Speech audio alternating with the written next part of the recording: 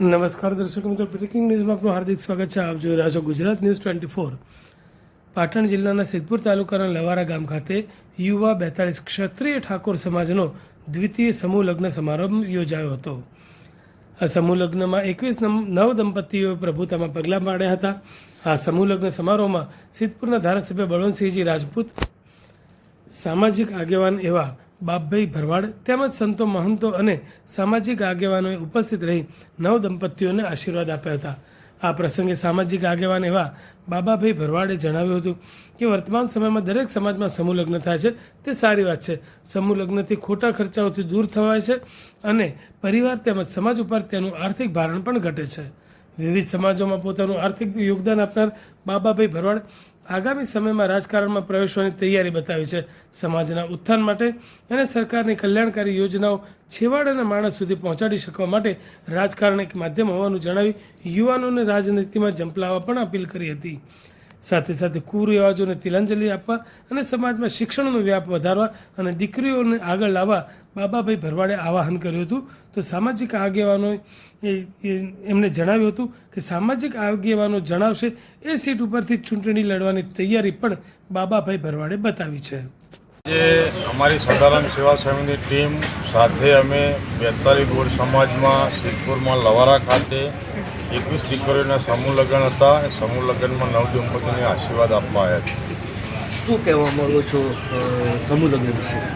સમૂહ લગ્ન ગુજરાતમાં બહુ સારી વાત છે. સમૂહ લગ્ન અમારા ભરવાડ સમાજ હોય, રબારી સમાજ હોય, દરેક સમાજમાં જે આ સમૂહ લગ્ન થઈ રહ્યા છે તેનાથી દરેકને સગવડતા પડે, ઓછો ખર્ચો થાય અને દરેકને સુખ શાંતિથી બધા સાથે મળી સમાજ એક સ્થળે ભેગો થઈ અને દરેક એકબીજાને વિચારની આપ-લે કરે અને દીકરીઓને બી સારામાં સારું દરેક કરિયાવરો આપતા હોય છે. દરેક સમૂહ મળીને ભેગા થઈને સમૂહ લગ્ન કરે, બહુ સરસ વાત છે. અત્યારે હાલ સમાજમાં આપ સારા એવા સુવાસ ફેલાવ્યો છે કામગીરીનું. શું ભવિષ્યમાં રાજકારણમાં જવાનો ઇન્ટરેસ્ટ કરી?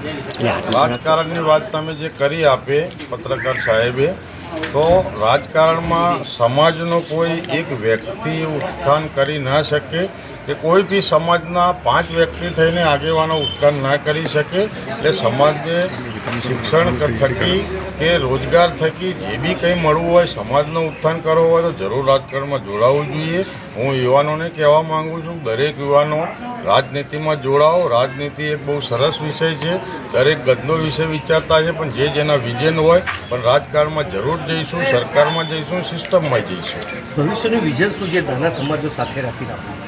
આજે હું માનું કે આજ નાના સમાજો હોય તો આજે અમે ટૂંક સમયમાં એક વિચરતી જાતિના રાવળ સમાજ હતા, તેનું બી એક સંકુલ ઊભું કર્યું અને વિચરતી જાતિમાં જે 18 જાતિ આવતી હોય છે, જે બજાણિયા હોય, કાંગસિયા હોય, ભંગી હોય, જે 18 જે વિચરતી જાતિ જે સરકારે જે સમયે હવે લીધી અમને એ વિચરતી જાતિનો બી ઉત્થાન કરવો છે. એમના બી સંકુલો બનાવે છે મારે કે એક જ જગ્યાએ સંકુલ હોય, સંકુલમાં દરેક 18 જાતિના જે બી હોય વિચરતી જાતિના એમને લઈ અને એમનો બી ઉત્થાન કરવો છે. આજની પરિસ્થિતિ લઈને સમાજને શું કહેવા માંગો છો?